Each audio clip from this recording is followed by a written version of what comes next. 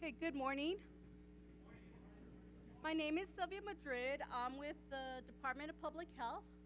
Today's presentation is going to be on the COVID coronavirus. Okay? All right, Ms. Madrid, let me. Okay. Yes, sir. You may want to use this one too, if this one is that not working? We need to get closer to testing. Welcome, everybody.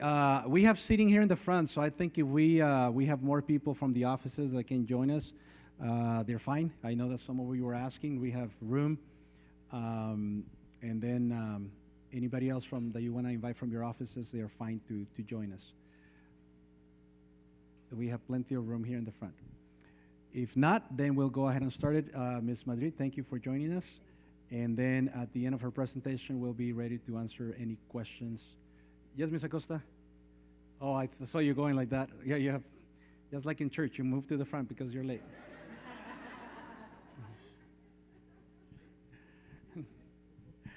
All right, Ms. Madrid, this is probably better. Okay. Thank you. Okay. So with the coronavirus, COVID-19, it's a respiratory illness that's spread from person to person. This virus causes the COVID-19. During this investigation, it started in Wuhan, China, with our first case. And how is it spread? It's being spread through coughing, sneezing, close contact. Okay, it's just from the air droplets from when you sneeze, your cough. It is possible that the COVID is just by touching surfaces as well. Okay, so keeping clean is very important. Proper hygiene, coughing, covering your coughs with a tissue or with the crook of your elbow is very important at this point, along with keeping your distance from other people within 6 feet.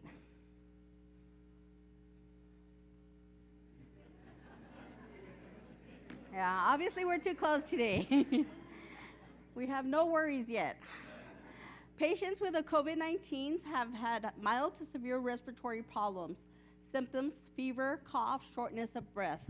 Fevers ranging above 100, okay? It says, how severe is the COVID-19? Well, in regards to the COVID-19, it's not fully understood. It has been reported that it's ranging from mild, sort of like a mild cold, close to a severe acute respiratory distress.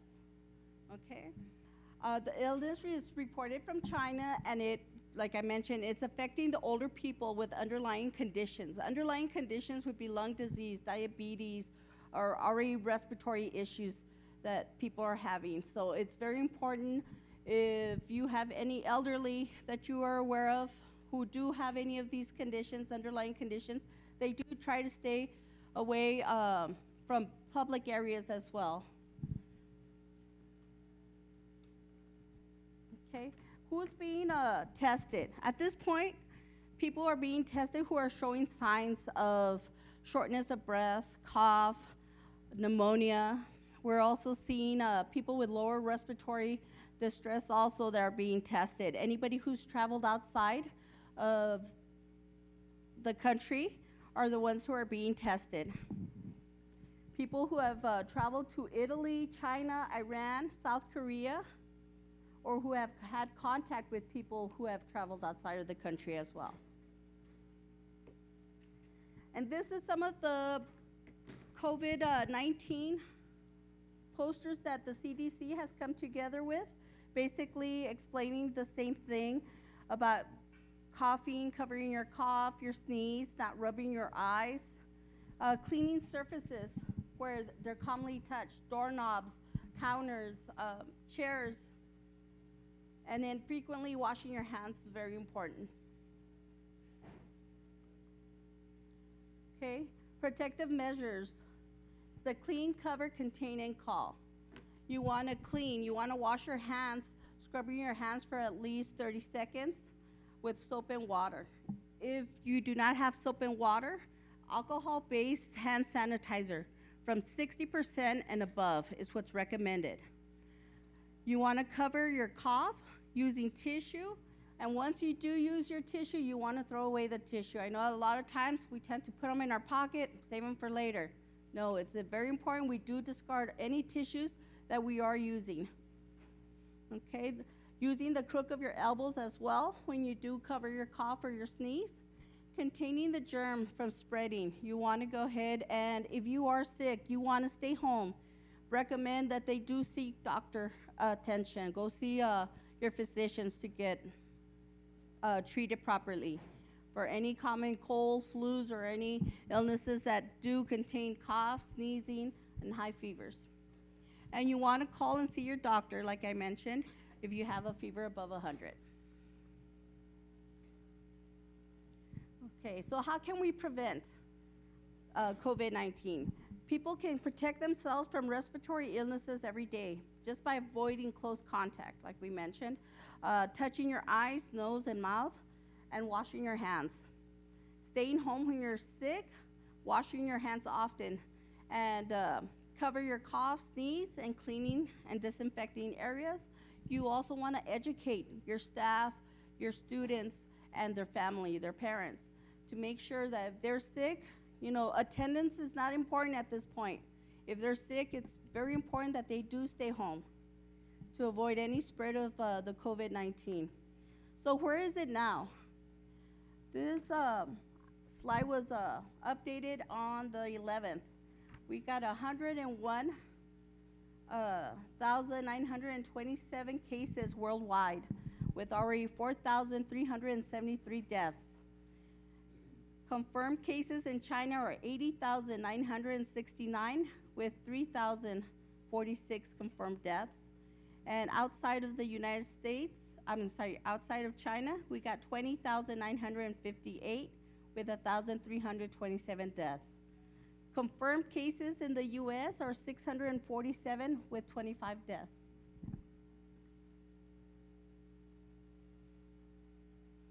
Okay, so in the number of cases, surveillance, once again on the 11th, we had 8 surveillance, 11 perpetrated, 46 from the Diamond Princess ship, 1 from the Wuhan flight, 1 from the Miramar San Diego, and we have 145 remaining quarantined in San Antonio. So quarantine is very important. If you are suspected or under investigation for the coronavirus, staying at home quarantine, if that's what's recommended, is very important. It doesn't mean that because you're home that you get to go visit or have people come over to your house to visit you because you might be quarantined. It's important you keep people away if you are under quarantine. Here in the world, we have a total of, like we mentioned in Texas right now, we have 8 cases. New Mexico, most recently, this was done on the 11th, but we know New Mexico's already gotten some new cases. In Chihuahua, we don't have any. In El Paso County, lately we've had 1 that was tested, but it was negative. So at this point, we're still have a couple of patients that are under investigation and are being monitored currently. This is how to tell the difference by the COVID-19 and the flu. Well, they're very similar to each other and not very different. Once again, we're just, at this point, just looking for people who have traveled outside of the United States to China, Korea, Iran, once again, and Italy. It is contagious and it's spreading very fast. Worldwide, numbers are increasing within the thousands. So it's very important that we do practice good hygiene. So once again, with the symptoms, if you do suspect that you have some of these symptoms, you want to call your healthcare provider before you go. Tell them what your symptoms are so they could make appropriate either go ahead and send you medication and have you home quarantine, or if they feel that they have to have you come in so they could be prepared to keep you from the healthy patients they do have at the appointments. So it's very important you do contact and let them know what your symptoms are, as well as if you're going to go to emergency, you want to go ahead and let them know that you're attending, that you're having some of these symptoms. How does the Department of Public Health protect the community at this point? We are starting to test. We do have epidemiology surveillance. You want to educate your community. Emergency preparedness exercises and staff are on standby currently, and training and exercises are in practice.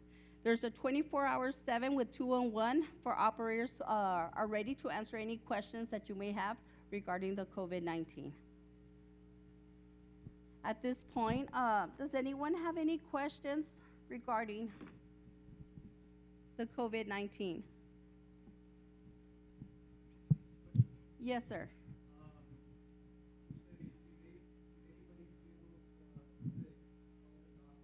Yes.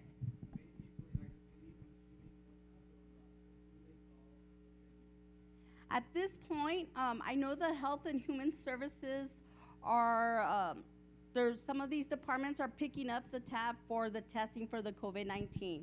If they are being tested, I believe they're gonna, I would just recommend you call 211. They would be able to refer you to agencies who will assist with any medical care if needed. So for referrals, you would call 211 at this point.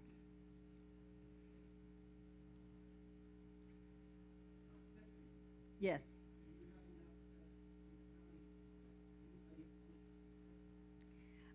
Right now, the testing is only for the people who are experiencing or having any of the symptoms. We're not testing just anyone who's sick. We're just testing people who are showing symptoms of the COVID-19, having the coughing, the sneezing, shortness of breath, and fevers of 100.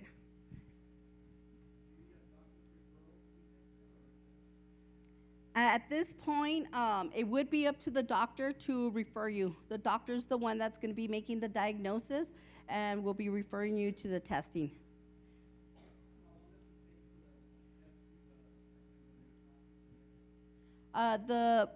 It's happening within 4 hours here in El Paso. Before, we're shipping them out of state, and it was taking up to 72 hours, but at this point, I believe it's 4 hours.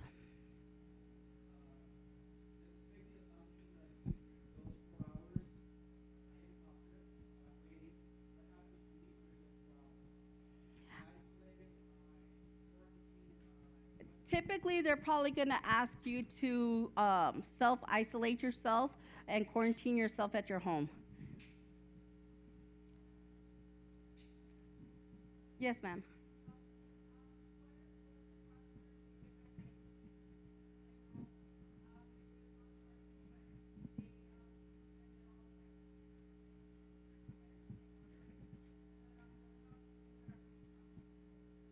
Those, I know that in some districts, they are asking them to stay home after they travel. Once they return, they are asking them to stay home and self-quarantine themselves. At this point, I believe just the El Paso ISD is the only one that's sort of extending their spring break at this point.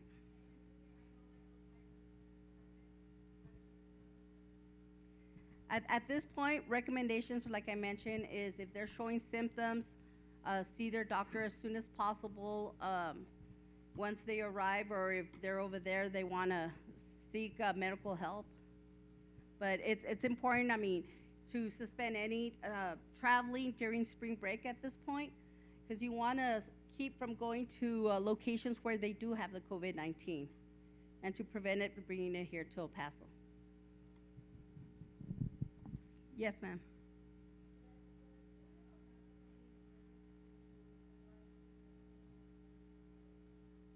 At this point, they have not had any plans with the testing yet on how they're going to go about it. Yes, ma'am.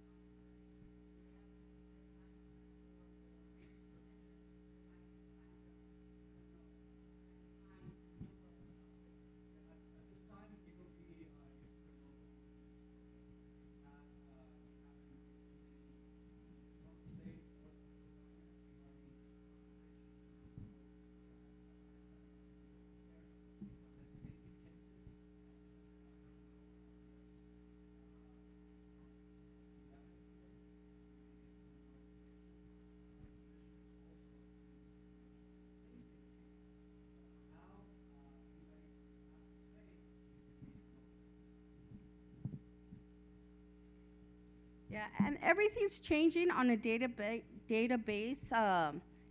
basis because the COVID-19 is so new. There's so much that we don't know about that everything's changing. So any changes will have to take place on a day-to-day basis. Stay in contact with the CDC, the Texas Department of Health and Human Services as well, to see if there's any changes or any other information that they have to offer regarding the COVID-19.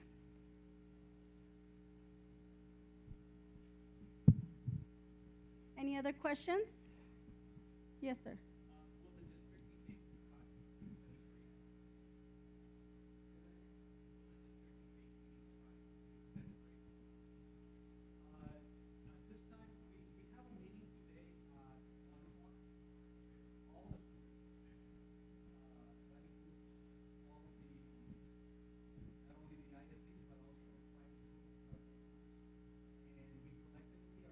To determine if we follow what El Paso ISD did, or we wait for the state to give us some more guidance on what we do. But for now, I'm waiting until 1 o'clock so that we all collectively make the same decisions for all the city of El Paso, at least for the school districts. It may be that we decide. It may be that since there are no cases in El Paso, that we may not. But it just depends on what we decide today at 1. As soon as a decision is made, you all will be notified. Most likely, we'll be notifying the media as well, so everybody knows. Okay. Any other questions? Any more questions for the health department? Yes, ma'am.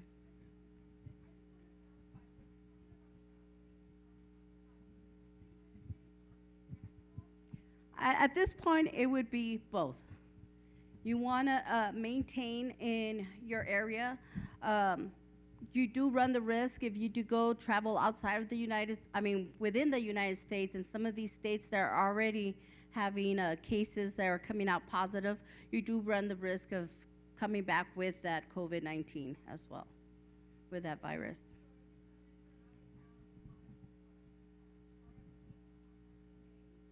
Well, if you are showing symptoms, How long does it take to be symptomatic? Anywhere between 2 to 14 days. 2 to 14 days. So it's not Yes. 5 days. No, 2 to 14 days. 2 to 14 days. Okay.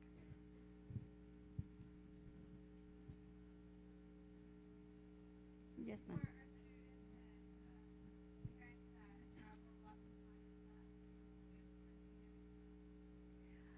Only if you're showing symptoms.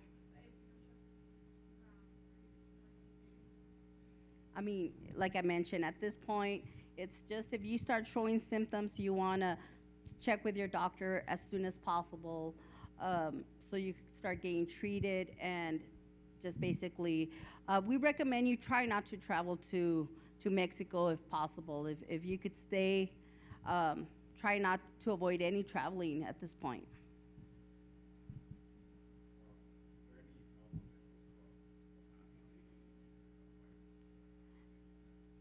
At this time, I am not sure. I know the epidemiology department and the laboratories here in El Paso are working on having plenty of tests for the COVID-19, for if there is an outbreak in El Paso, to be ready and prepared to test all those who are needed to be tested. Yes, ma'am.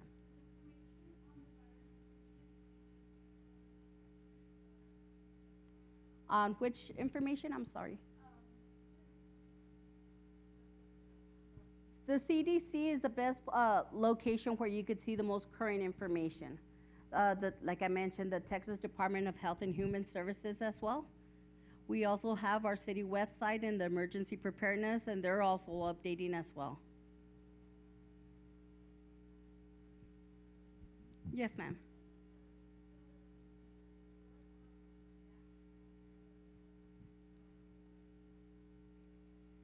Excuse me, what are like I mentioned, the high fevers, the shortness of breath.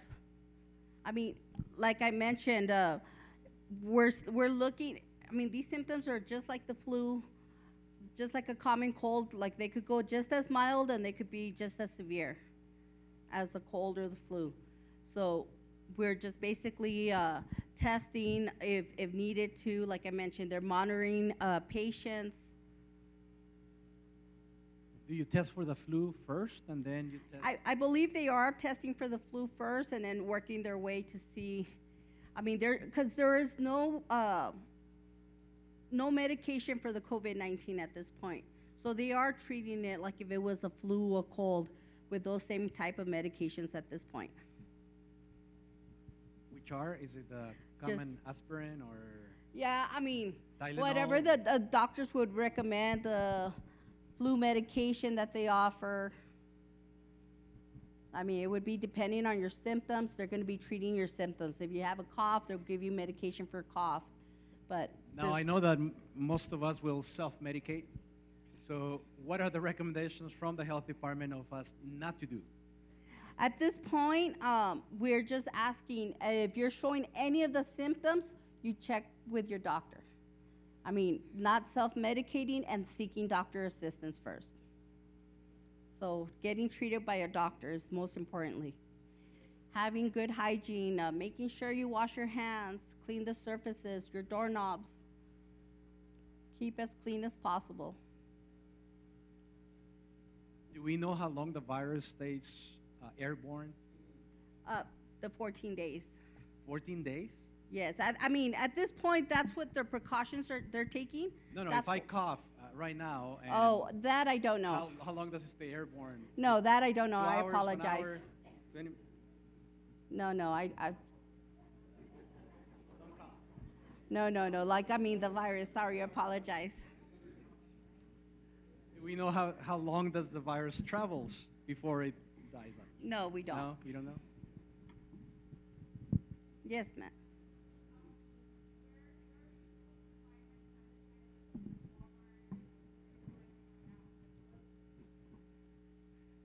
At this point, I mean, these stores should be stocking regularly, so they should be stocking. I mean, all stores are running out. I mean, you could also look up maybe making your own hand sanitizer. I've actually looked up to see what are the process of making hand sanitizer at home. You know, using aloe vera and alcohol.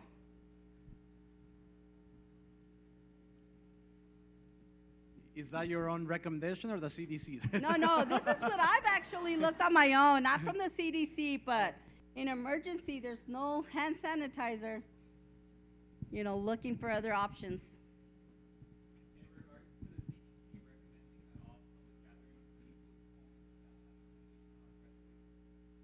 It probably will, depending of, I mean, we're still about 3 months away from graduation, but depending on the circumstances, that definitely will have an impact. I'm sorry, I know you're a senior, you want a wonderful graduation, but we'll wait until close to the event and determine what we're going to do at that time.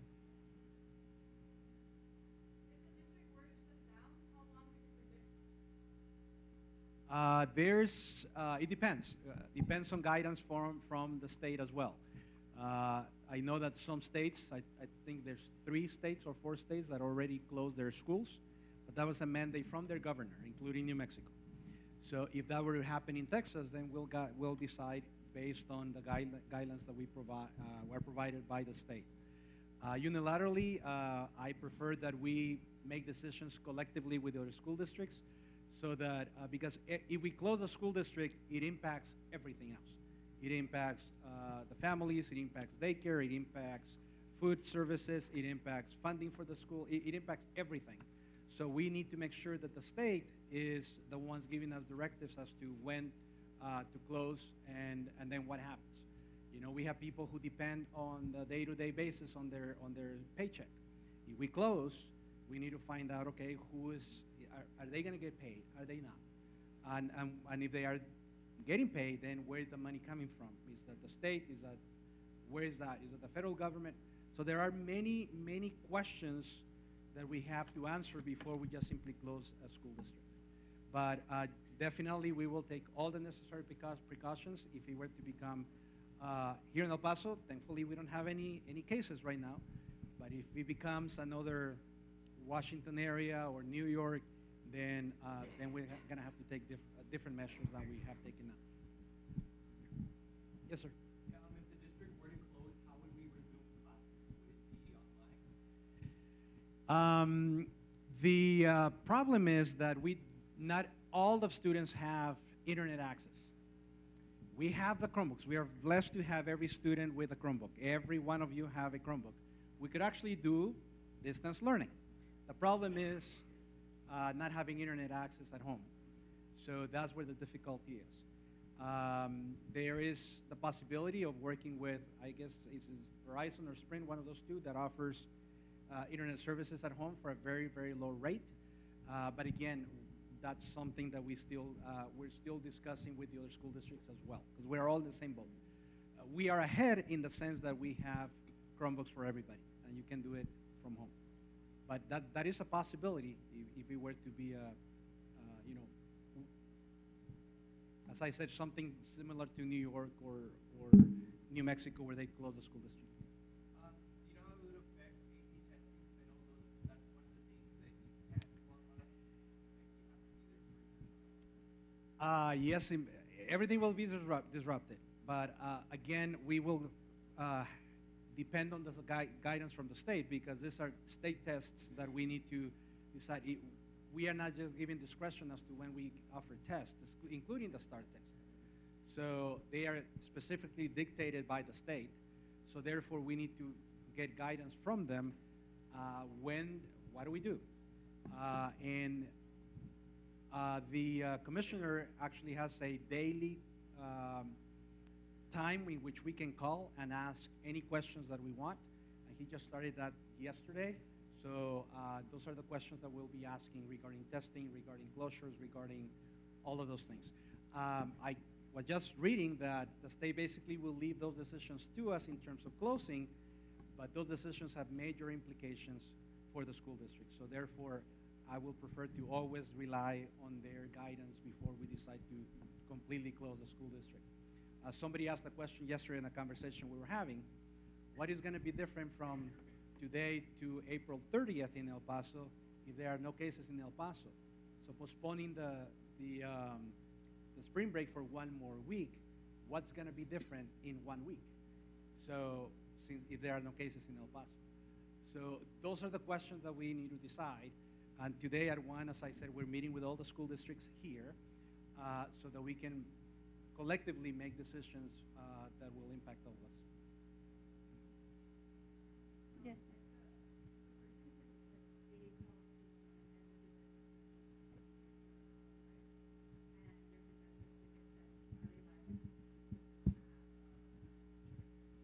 At this point, I'm not too sure if the health department, at this point, they haven't released any funding, but I know that some departments, some clinics might have a capability where the testing won't be charged, like I mentioned.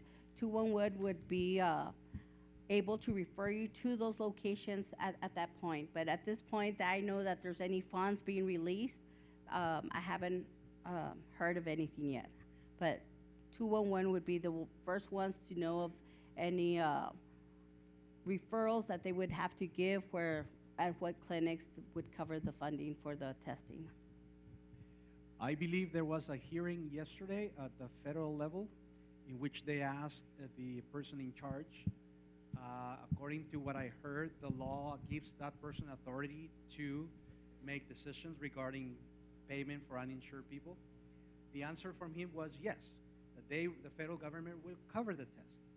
So if anybody does not have the funds to cover for the test, then we need to call our representatives, because according to that hearing, that individual said, I don't remember his name, but he did say that it will be covered. He committed to that. So there's also, I think the federal government is also looking at covering not only the testing, but also the treatment for people who are uninsured. I think it is important for you as students or anyone else to call your representatives and tell them how important this is to make sure that people do go to get medical treatment rather than staying home and not getting any medical treatment, get other people with the virus, and then things get even bigger. So I think it's best, your recommendation, go to the doctor. If they don't have the funds to do it, then just that needs to be covered eventually either by the federal government, local government, but we should not stay home if we're severely sick. I mean, they recommend you stay home, right? Yes. But if you're severely sick in which you cannot deal with the symptoms, and then people need to go to the doctor, need to go to the hospital. That's my recommendation, and I'm not from the CDC. Yes. Okay. Yes, ma'am.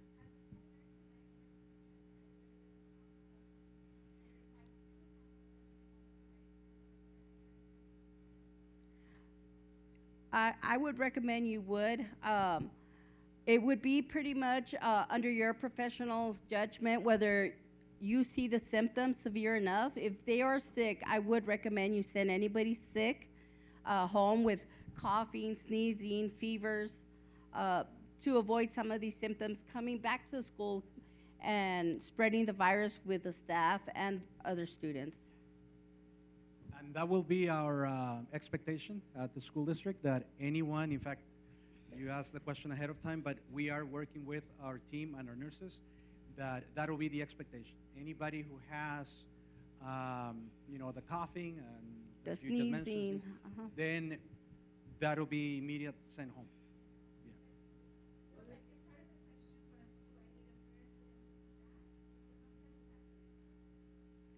I would recommend that you would ask them to go see their doctor and come back with a doctor's note. Right. What is the overall population as far as Typically, right now, children are having more of the mild symptoms. We're seeing more of the older population who have underlying conditions that are seeing more of the severe symptoms. So they could be just sort of like a mild cold and get over it right away because they're healthier. Excuse me?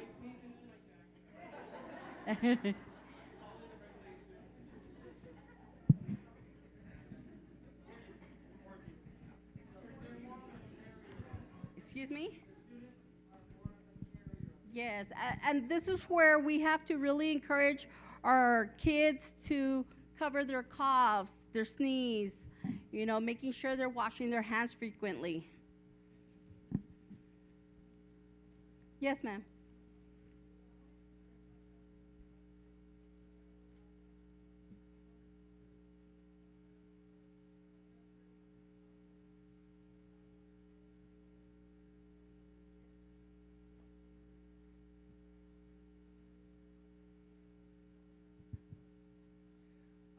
That's also one of the questions that we have for all of us together with the other school districts.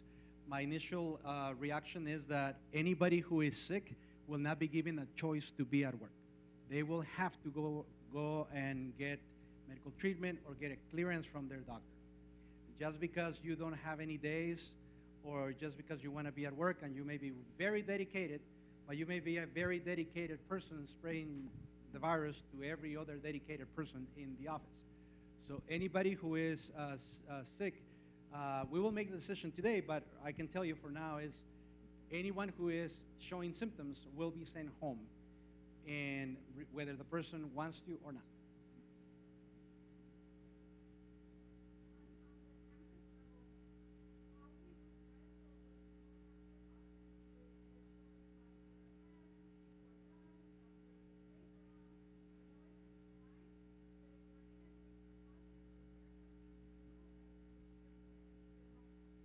Yes, we are going to mandate, and that's actually new for the principals because we haven't decided on this after today, but anyways, we are going to ask all of our elementary teachers that before the students get into the classroom, when they line them up, they are not going to the classroom, they're going to the restroom. Wash their hands, take the proper, the the proper washing procedures. We're showing them the video. We have 2 videos, one in English, one in Spanish.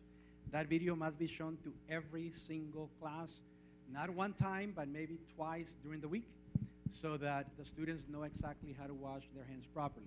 But they will be required to go to the restroom, wash their hands, line them up again, and then go to the classroom.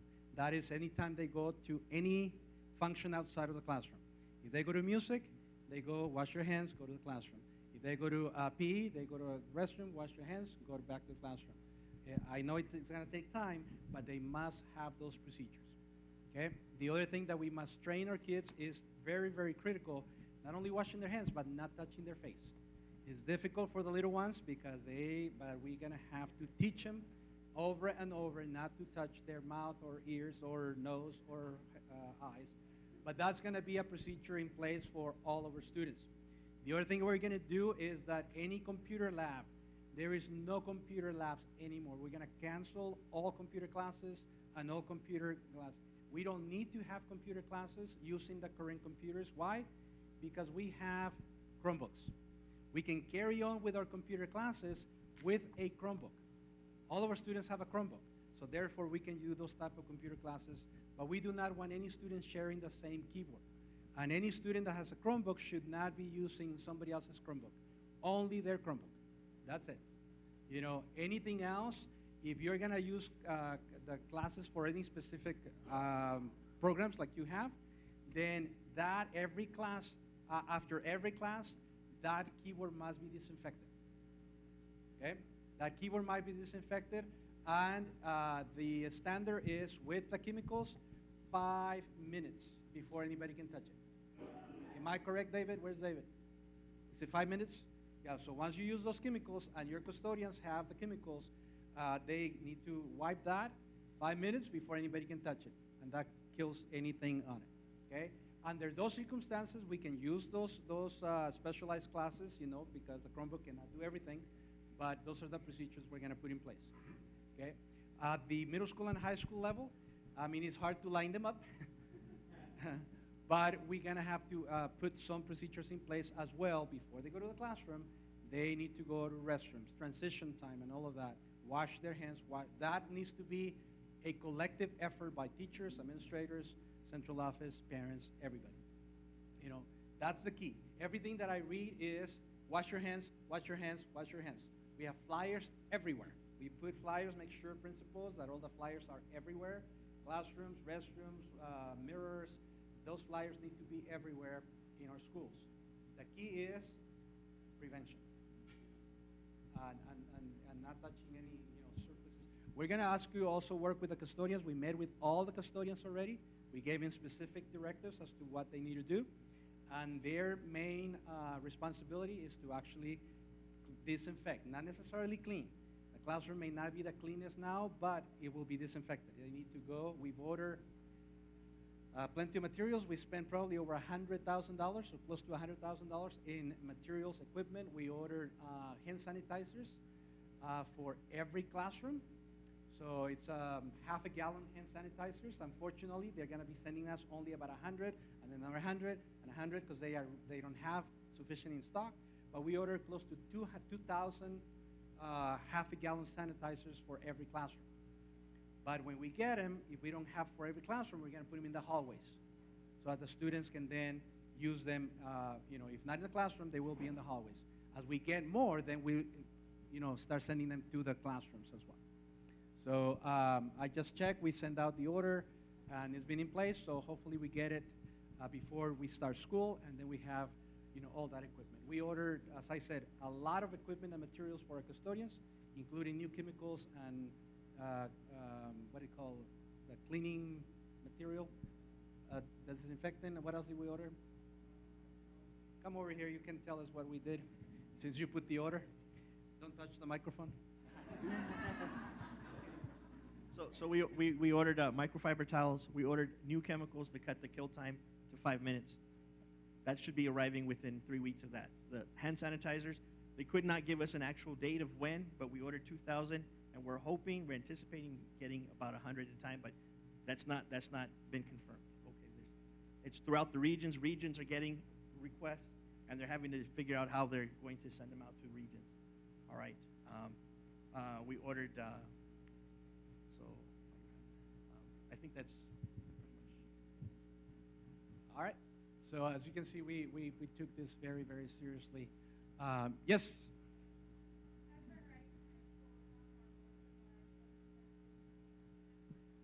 All right. Soap dispensers over at the schools, that some of them do not work, so we need to replace those. Do we have any in stock? Oh, soap. We ordered plenty of soap. Okay, is our soap? We have plenty. We have plenty of paper towels. Okay. All right. So we have all of that. So we'll make sure that we do a walk. In fact, principals, please, as you go back to your schools, ask your custodians to check every restroom, every soap dispenser. If they are not working properly, we have this week, next week, everybody's working. So therefore, not everybody, but our custodians are working. So if those soap dispensers are not working properly, we need to replace them during this coming week. Maintenance is going to be working next week also. So we will take all of next week to prepare for all of those possible things that we need to fix.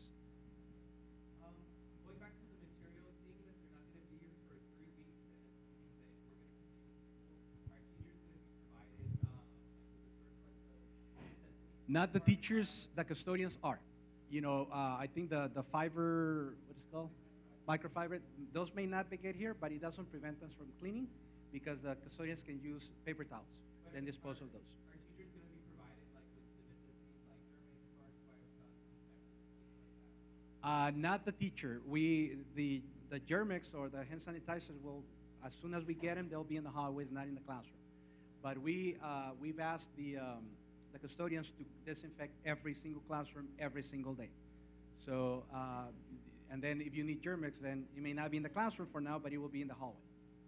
Yeah. And as far as activities like during the spring break, are we going to cancel those or we continue? No. During the spring break, all of those activities continue because remember, we don't have any confirmed cases in El Paso. There is no, correct me if I'm wrong, please, there is no risk for us right now since there's no cases confirmed. There may be, what do we call it? No risk? Maybe that's not the right word. What is it? Well, we have a low risk right Low now. risk. We have no cases of COVID-19 in El Paso at this point. Okay, so, if all of the students are from our district going to a competition at Horizon High School, all of us are from the district. There's no need to cancel since there's no confirmed cases in our area. Competition tomorrow, for example, the robotics. All of the students are from El Paso, so there's a very low risk, right? So I would have canceled it if we had people from out of town coming to the competition. But there's nobody coming from out of town. So therefore, it's only our students locally. So for that reason, we're not canceling any competitions locally. And again, as a region, then today we will decide if we do cancel. For example, track meets where everybody gathers and there's more than 100 or 200 students, then we will decide together with the other districts. But or local things at the district, we're not canceling any of those. So would we wait until there's confirmed cases to take action?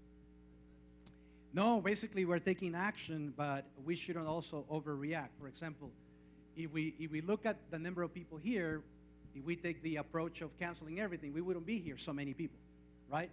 So that's no different than having this many students at a competition tomorrow, for example. Tomorrow, for example, we may have less than the people we have here. So why are we canceling that competition and not this meeting? What's the difference? So we just need to use also common sense as we go. Because as we just heard, there's many unknowns. And I know we should take it very seriously, but also not panic and then create even a worse problem. Somebody called it a panic-demic because the panic is just as bad as the epidemic itself, right? Am I correct in Yes. saying that? So right now, we're just taking preventive measures. Like he mentioned, we have no cases here in El Paso. Education is the best prevention measure we could take at this point, and just educating our students and our parents. Yes, ma'am. We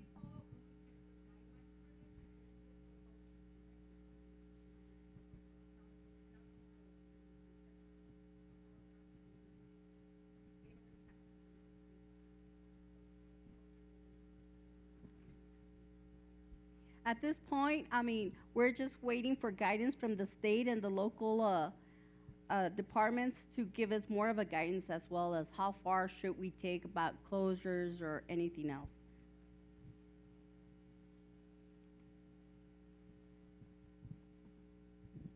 Yes.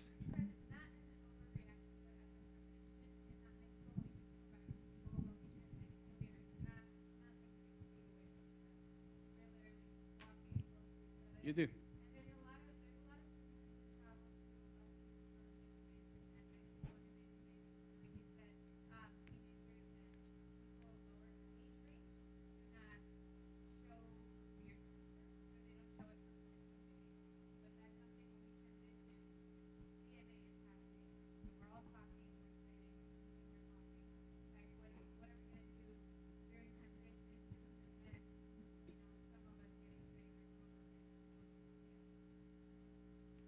Well, that's a very good question because our hallways are what they are, right?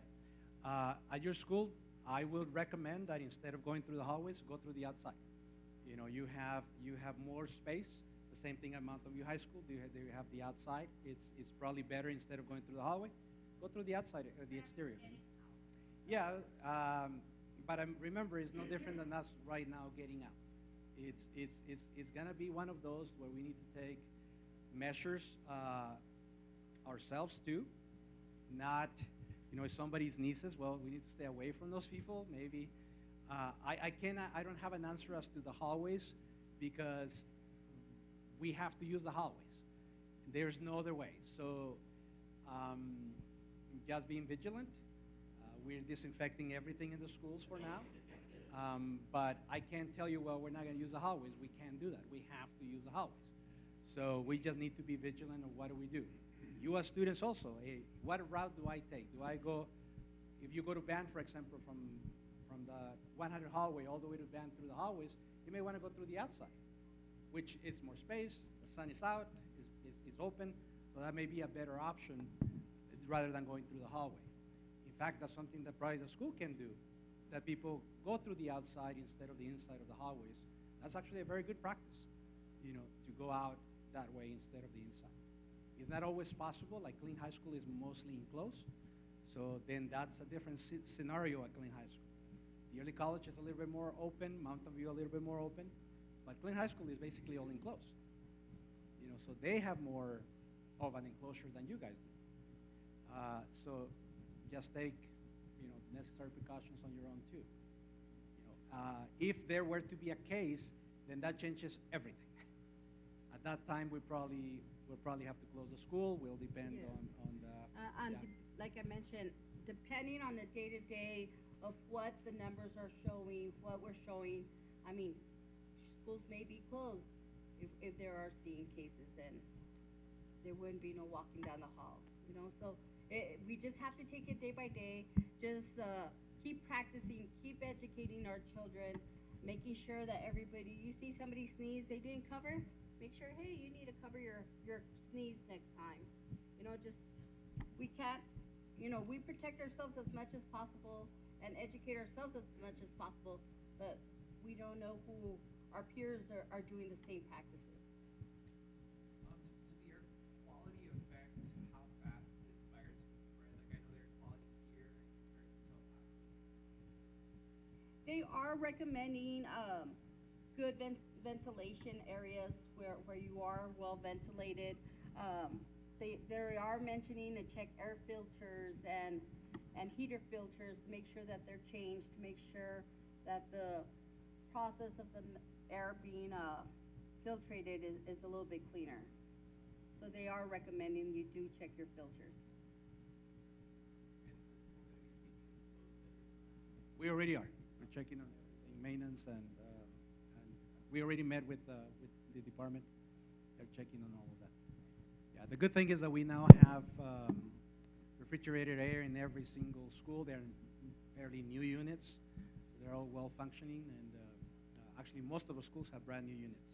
So that actually definitely helps.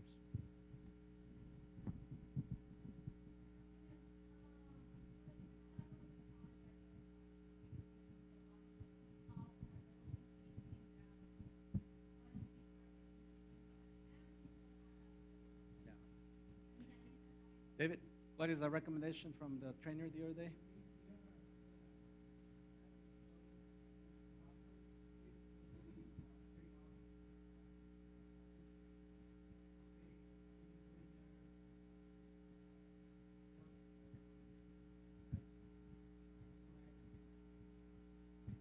How often are we going to be cleaning those places?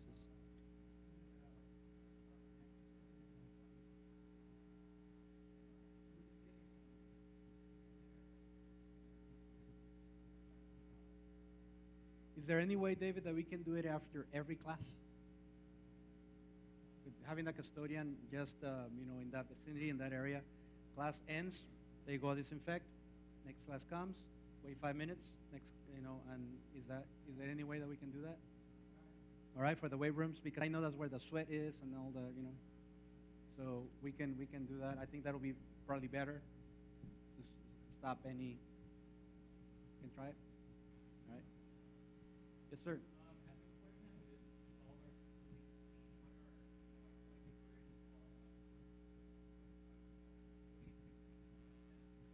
Yeah, the first thing that we did with them is to make sure that they have the proper equipment.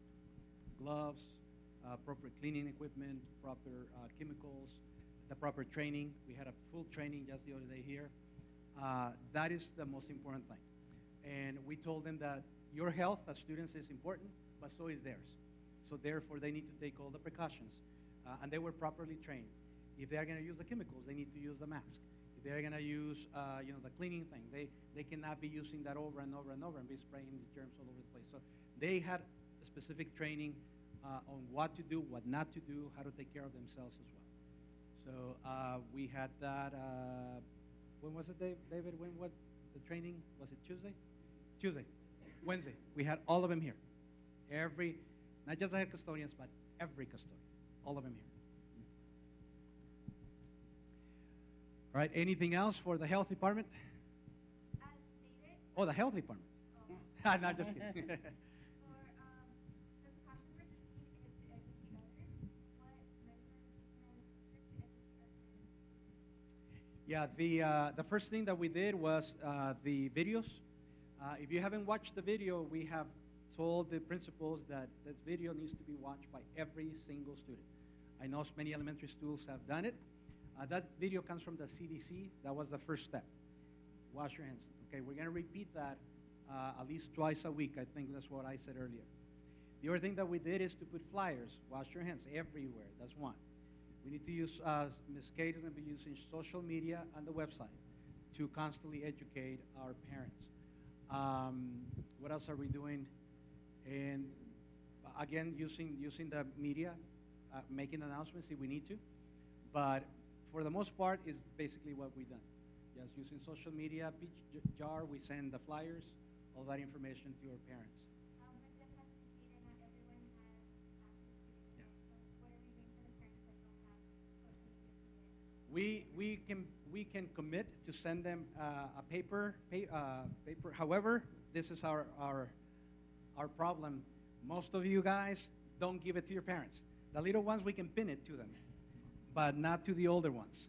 So we can make that as a priority to make it a flyer, but you as the leaders of your schools need to make sure and make sure that everybody takes it seriously, because we spend all of this time with copies only to find them in the trash. Not with the little ones. They are great because we pin it to them, put it in their backpack. Teachers do that. You remember those years. But the middle school and the high school, we find them in the trash can, or we find them there. So that's where the communication comes from you as student leaders, to making sure that you get on announcements, not only the principal, and say, this is serious. Remember, this virus doesn't understand whether you're in Mountain View High School, Clint High School, you're Clint ISD or no ISD, it doesn't matter. It's a collective effort of all of us to take it seriously and take the information seriously and educate ourselves, and the information that we provide needs to be taken seriously. So yes, I will do that. We will make the appropriate copies in English and Spanish and make them available for the parents. Oh, the all-call, yeah, we can do an all-call to all the parents. That's another one too that we do. But yes, that's a very good point. But help us out with the older ones, because I know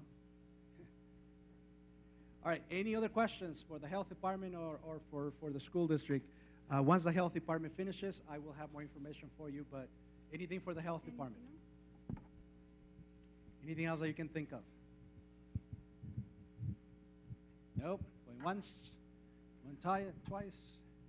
All right, the bell Thank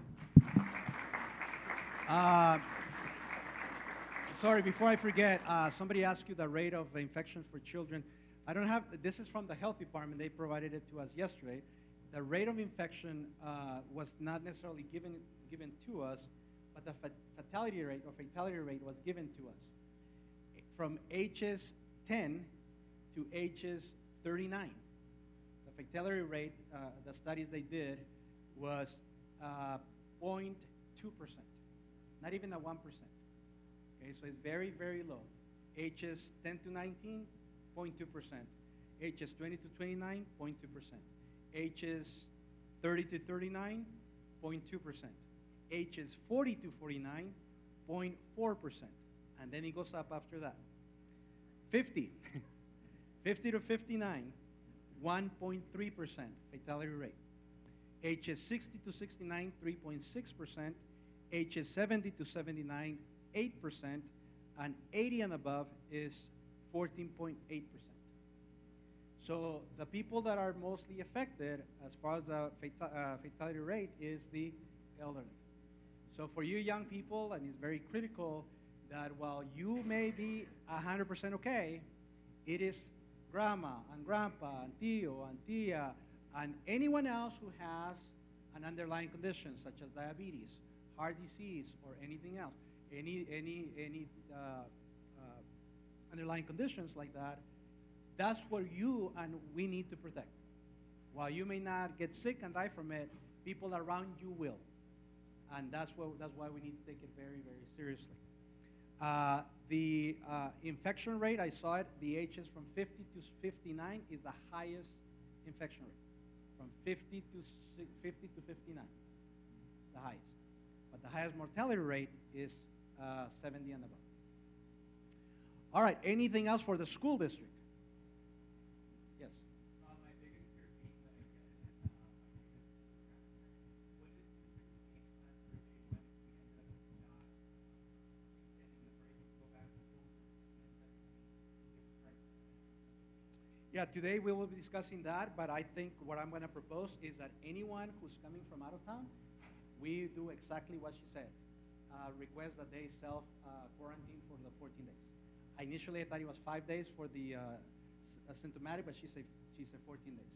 So we're going to do that for district employees and students. I'm going to propose that, and hopefully everybody does follow the same thing. Yeah, so that we will send the survey, we will send the information, so that anybody who went out, they need to self-report it to the school district. How would that work in terms of academics, like loss of credit? That's going to be a very interesting thing because we're going to have to depend heavily on the teachers to send the work home. And we need to identify somebody who will need to take that work home. It can be even a security person can take the work home. So we're going to have to work very closely with our teachers to make sure that all the assignments can go home with the person who's staying home. You know, we are able to do that. Hopefully it's not way too many, so that we are able to be efficient and effective when we deliver that.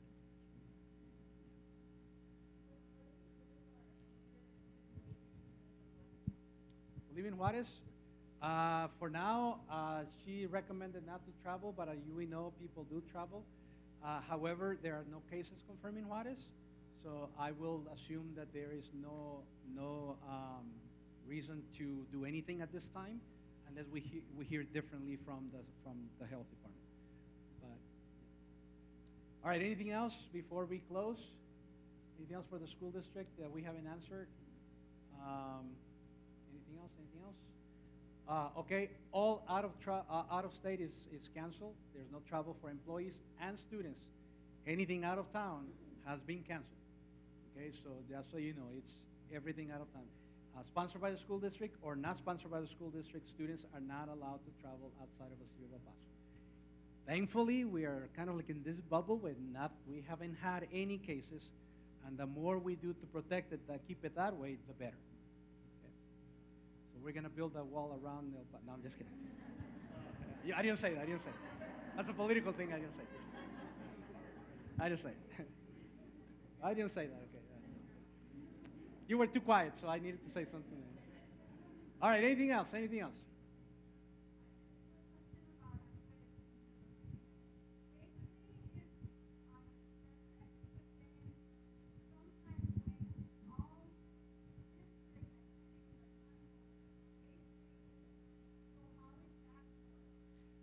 I'll speak to Ms. Martinez, and so that she can follow the same lead as the school district. So Naomi, if you remember, Naomi, where'd she go? She went back. But Ms. Kate is in the back, so she will take note of that. So we'll let Ms. Martinez, the person in charge, to follow the lead of the school district. Whenever we cancel athletics, means her too, right? Yeah, because she's not necessarily in our athletic side, but it is and it isn't.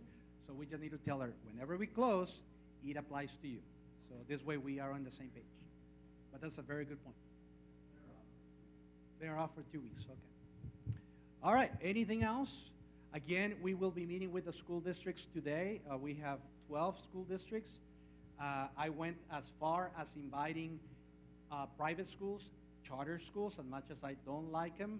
This virus doesn't know that. And the safer we are, regardless of who we are, the better.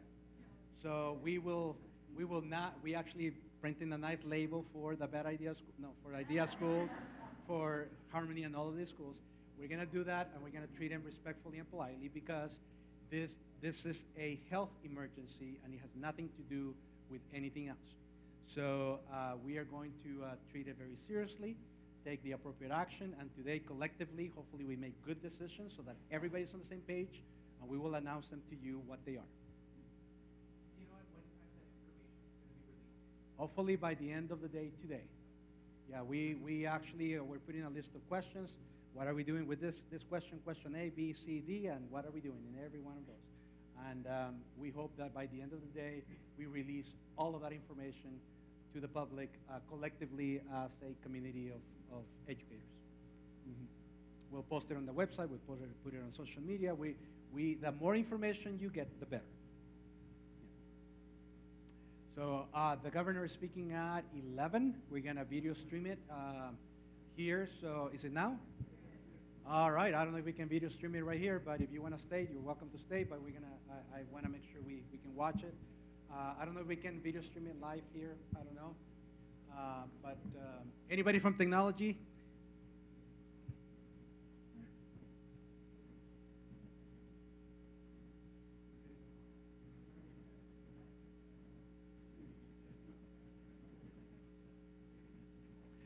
All right, if anybody wants to stay, we're going to try to see if we can video stream it. Let's see what he says. Something may change completely, you know. But thank you again for joining us.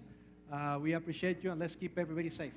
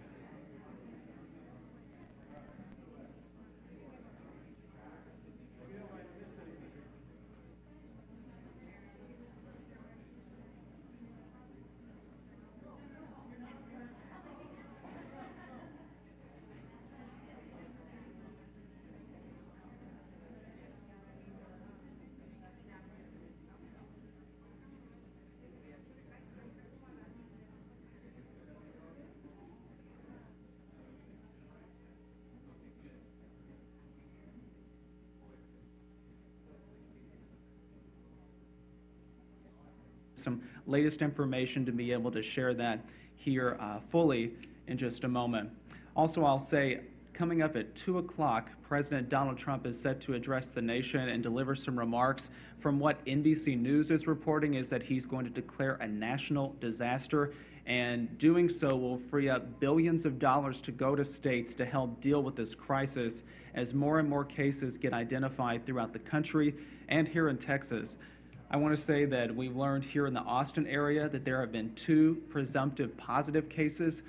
That means that they have tested positive with local testing, but then that has been sent to the CDC to get official confirmation, and that second step has not happened just yet.